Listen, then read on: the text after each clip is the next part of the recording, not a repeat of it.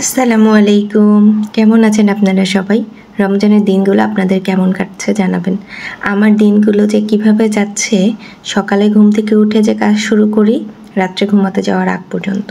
আসলে প্রথমবার বাচ্চা নিয়ে তো এই জন্য আসলে আমার খুবই জুলুম হয়ে গেছে। যাই হোক, এটা হলো একদিন আমি চটজলদি যা যা ছিল বাসায় সেগুলো দিয়ে ইফতার সাজাইছি, কিন্তু পরে আমার এক নেইবার বলল যে ওরা মসজিদে ইফতার করতে যাবে। তো দেন ওদের সাথে আমরাও অ্যাড হয়েছি, ওই জন্য মসজিদে আসছিলাম। এটা হলো পুত্রা মক্স, খুবই সুন্দর একটা জায়গা। আমি তো এই সেকশন দেখে পাগল হয়ে গেছি।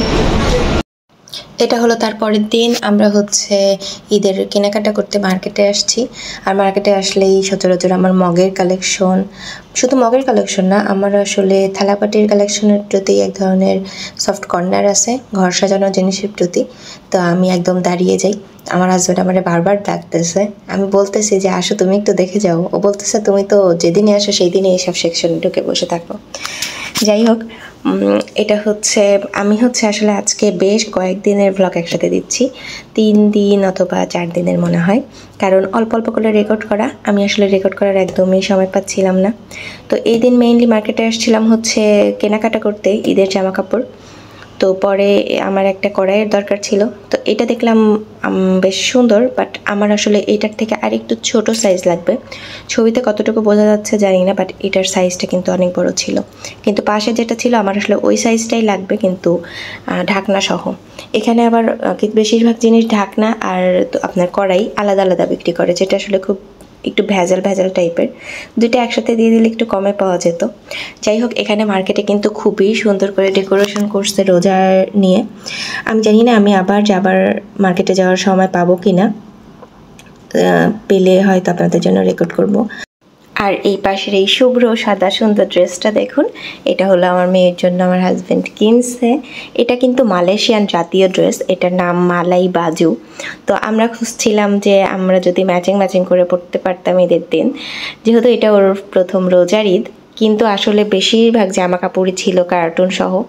সো শেষ পর্যন্ত আমরা সফট একটা কালারের মধ্যে কিনছি, এবং এটা কিন্তু সাদার উপর সাদা সুতোর কাজ করা, এই জন্য সামনাসামনি দেখতে বেশি সুন্দর। ভিডিওতে আসলে এত সুন্দর আসে নাই, আমি ট্রাই করতেছিলাম বাট আসে নাই। আর আমি মার্কেটের মধ্যেই বসে বসে একটু রেকর্ড করতেছিলাম ওর জামাটা আসলে খুব সুন্দর হয়েছে। যাই হোক, পরেই তো আবার ঘর সাজানোর সেকশনে চলে আসছি, আর ওরে দেখাচ্ছিলাম যে শোনো, আমাদের যখন নিজের বাসা হবে তখন কিন্তু আমাকে এইগুলো কিনে দিবা ইনশাল্লাহ। যাই হোক, কবে হবে কবে কিনবো জানি না, বাট মালয়েশিয়ার এই দোকানটার নাম আমার ঠিক খেয়াল নেই, কিন্তু এই দোকানটা আমার খুবই পছন্দের। কাল বাজে 5টা। এক সময় আমার একদম ধৈর্য ছিল না। আম্মু আমাকে বলতো যে মেয়ে মানুষ হয়ে জন্ম নিছো, ধৈর্য তোমার থাকতে হবে সব থেকে বেশি। তো বাজে বিকাল 5টা, সন্ধ্যা 7:30টার সময় ইফতার। আমি এখন রান্না বান্নাও করতে যাই নাই, সেহরি রান্নাও করতে যাই নাই। আমি এখন এইটা ধুয়ে দিলাম, এইগুলো সব ধুয়ে দিলাম, কারণ মেয়েটা বমি করছে। ওকে তরমুজ খাওয়াইছিলাম, তরমুজটা বোধহয় ওর পেটে হয় নাই, গ্যাস্ট্রিক হয়ে গেছে, বমি করে বের করে দিছে।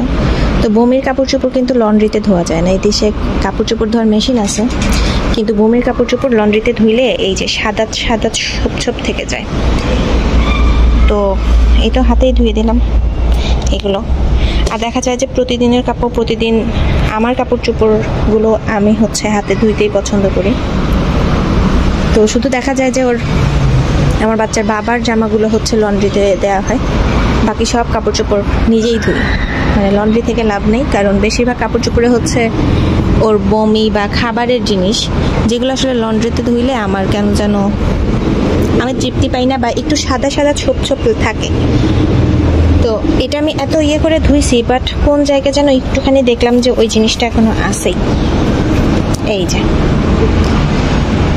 তো বাচ্চারা কলা খেলেও কিন্তু এরকম, আমি ওকে যে খাবারই খাওয়াই ও এই বিছানার চাদর হোক বা আমার জামা কাপড় হোক এগুলোর সাথে মোছে। তো আমার পানি এনে এটা আর একবার এই বারান্দায় বসে ক্লিন করতে হবে, কারণ পুরো চাদরটা আমি খুব সুন্দর করে ধুইছি, বাট এই জায়গাটা ওঠে নাই। সো এই হইল মায়েদের জীবন। তা আম্মু যদি আমার ভিডিও দেখে না, যদি দেখতো তাহলে জানতো যে হ্যাঁ, আম্মু তো আমার মেয়ের এখন অনেক ধৈর্য হয়ে গেছে। বিকাল 5টার সময় সে কাপড় চোপড় ধয় এক বালতি। রান্না শেষ করতে করতে আজকে একদম বিকেল হয়ে গেল, ইফতারের সময় হয়ে গেল। তো সন্ধ্যার সময় আমি দরজা জানালাগুলো সব বন্ধ করে দিই, আর মেয়েটা ওইদিকে কাঁদতেছে। তো যেটার জন্য ক্যামেরা ওপেন করছি সেটা হলো আজকে বাংলাদেশ থেকে পাঠানো খাবার দিয়ে আমাদের ইফতার হবে।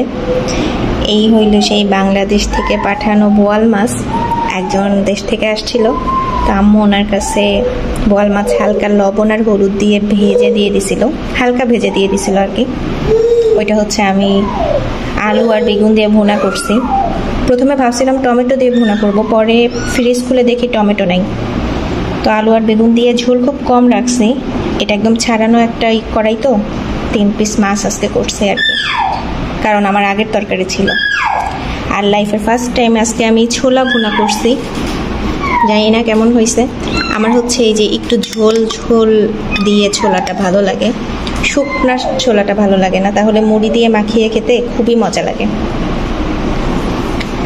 তো এই হলো আমাদের দেশ থেকে আসা ইফতার, মানে দেশ থেকে আসা মাছ দিয়ে আজকের ইফতার করবো ইনশাল্লাহ। আজকে ভাত দিয়ে ইফতার করব।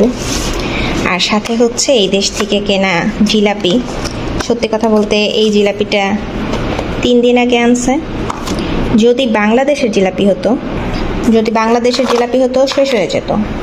আসলে এই দেশের জিলাপি খেতেও ইচ্ছা করে, আবার জিলাপি বানাইতেও পারি না, এই রকম ছাড়া পাওয়াও যায় না। এর আগে তো একটা ভিডিওতে আপনাদের দেখাইছি যে এই দেশের জিলাপি কেমন। সো এই দোকানেই কিছুটা মজা মনে হয়েছে, ওই জন্য নিয়ে আসছিল আমার হাজব্যান্ড। আগেরটার থেকে মজা আছে। আর হচ্ছে মিষ্টি নিয়ে আসছিল, ও ভাবছিল কালো জাম টাইপের মিষ্টি, বাট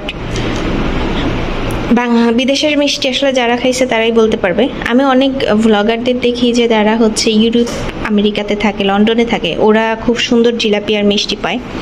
এই দেশে পাওয়া যায়, বাট আমাদের এই এরিয়াতে না বাঙালি কোনো দোকান নেই। সো এগুলোই ভরসা। যাই হোক, এইটার জন্য আমি খুবই এক্সাইটেড। ইনশাল্লাহ ইফতারিতে খাওয়া দাওয়া হবে খুব মজার।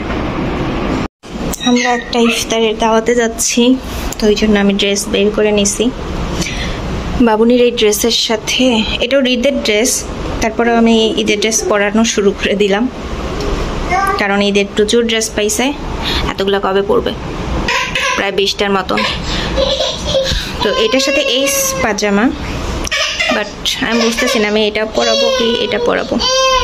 হ্যাঁ একটা বউ আছে সুন্দর, 2টো মোজা, আর আমিও একটু সবুজ টাইপেরই বের করে নিছি, সাথে সাদা কিছুটা ম্যাচ আর কি, খুব বেশি ম্যাচ না। আবার এখানে আরেকটা আছে, এটাও আমি পরাইতে পারি। আই এম নট শিওর, এটার সাথে মনে হয় হলুদটাই সুন্দর লাগবে, আমি বুঝতে পারতেছি না। আর দেখি ওর বাবার কিছু একটা বের করি। তো এই তো 3-4 দিনের কিছু ভাঙাচোরা ক্লিপ ছিল, যেগুলো জোড়াতালি দিয়ে একসাথে অ্যাড করে আপলোড করলাম। আসলে একবার মনে হচ্ছিল আপলোড করবো না, পরে মনে হলো যে না, এটা আমার একটা মেমোরি হয়ে থাকবে। কারণ এবার আমি চাইছিলাম যে বাচ্চা নিয়ে কীভাবে রমজান কাটে, ছোট বাচ্চা নিয়ে আমি প্রতিদিন ছোট ছোট করে ভিডিও আপলোড দিব। কিন্তু আসলে এত রাশের মধ্যে যে যাচ্ছি, যাই হোক তবু সময় যেমন যাচ্ছে আলহামদুলিল্লাহ। বাচ্চা নিয়ে এটাও একটা অন্যরকম এক্সপিরিয়েন্স।